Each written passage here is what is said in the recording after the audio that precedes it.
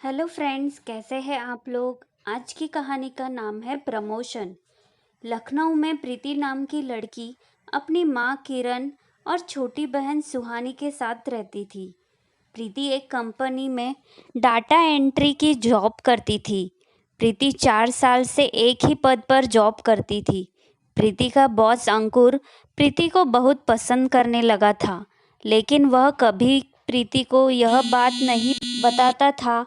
वह डरता था कि प्रीति को कहीं बुरा ना लग जाए।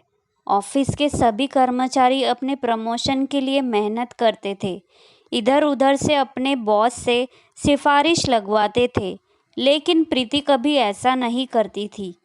प्रिया का बॉस अंकुर चाहता था कि प्रीति खुद आकर अपने प्रमोशन के लिए सिफारिश करे। एक दिन अंकुर अपने मैनेजर सुनील से कहता है, जाओ प्रीति को मेरे कैबिन में बुलाकर लाओ, कुछ काम है। सुनील प्रीति के पास जाकर कहता है, प्रीति तुम्हें अंकुर सर ने अपने कैबिन में बुलाया है। प्रीति अपना सारा काम छोड़कर अंकुर के कैबिन में चली जाती है। अंकुर प्रीति से कहता है, प्रीति तुम 4 साल से टाइपराइटर की तरह डेटा एंट्री का काम कर रही हो। मैं चाहता हूँ तुम इस कंपनी की एचआर मैनेजर बन जाओ। यह बात सुनकर प्रीति के मन में लड्डू फूटने लगते हैं और वह बहुत खुश हो जाती है। अंकुर से कहती है, thank you sir, thank you so much. मुझे काम कब से शुरू करना है। अंकुर कहता है, कल से। प्रीति अंकुर का शुक्रिया अदा करके अपने कैबिन में जाकर सारी फाइल सबमिट कर अलमारी में रख देती है और वहाँ से निकल जाती है। वह अपने प्रमोशन की खुशी में अपनी माँ और सुहानी का पसंदीदा खाना लेकर जाती है। वह ऑटो में बैठकर उस वक्त को याद करती है जब उसके पिता का देहांत हुआ था और वह सब एक एक निवाले के लिए मोहताज हो गए थे। प्रीति इतनी गहरी सोच में डूब जाती है कि उसे पता ही नहीं चलता कि घर कब आ गया। मैम, आपका घर आ गया, ऑटो वाला कहता है। प्रीति उस ऑटो वाले को पैसे देकर अपने घर में जाती है।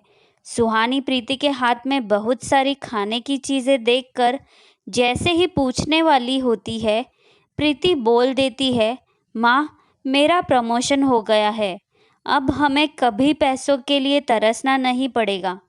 पूरी 25,000 सैलरी हो गई है मेरी। अब तो मैं अपनी बहन को अच्छे स्कूल में पढ़ाऊंगी और इसे डॉक्टर बनाऊंगी। किरण भी बहुत खुश हो जाती है। उन तीनों की खुशी का ठिकाना नहीं होता। अगले दिन जब प्रीति ऑफिस जाती है, तब सभी लोग प्रीति से जलने लगते हैं कि इसे बिना सिफारिश के अच्छी पोस्ट कैसे मिल गई। प्रीति के ऑफिस में एक लड़की थी, संध्या। उसने कंपनी में अपनी पोस्ट ऊंची कराने के लिए आते ही कंपनी के मैनेजर शुभम को पटा लिया था। प्रीति के प्रमोशन होने पर वह मन ही मन पछता रही थी कि काश मैं अंकुर सर को पटा लेती तो मैं ही आज इस पोस्ट पर होती। लेकिन प्रीति दिखती तो सीधी सादी है, लेकिन है बहुत चालू। संध्या प्रीति के पास जाती है और धीरे से उसके कान में कहती है, बेटा लंबा हाथ मारा है, तुमने तो कमाल ही कर दिया। प्रीति स्माइल करती है और अपने काम में लग जाती है। कुछ दिनों बाद अंकुर प्रीति को अपने साथ लंच पर बुलाया। प्रीति अंकुर के साथ लंच पर जाती है। अंकुर प्रीति से कहता है, प्रीति मैं तुमसे बहुत प्यार करता हूँ, मैं तुमसे शादी करना चाहता हूँ। उस समय प्रीति अंकुर का प्रपोजल सुनकर चौंक जाती है। अंकुर कहता है, सोच लो प्रीति, सोच समझ कर कल बता देना। फिर दोनों अपने घर चले जाते हैं। प्रीति सोचती है, अगर मैंने अंकुर सर की बात नहीं मानी तो मुझे दूसरी नौकरी ढूंढनी पड़ेगी, और अगर अंकुर सर की बात मानी तो शादी के बंधन में बंधना पड़ेगा। प्रीति पूरी रात सोचती है कि वह करे तो क्या करे।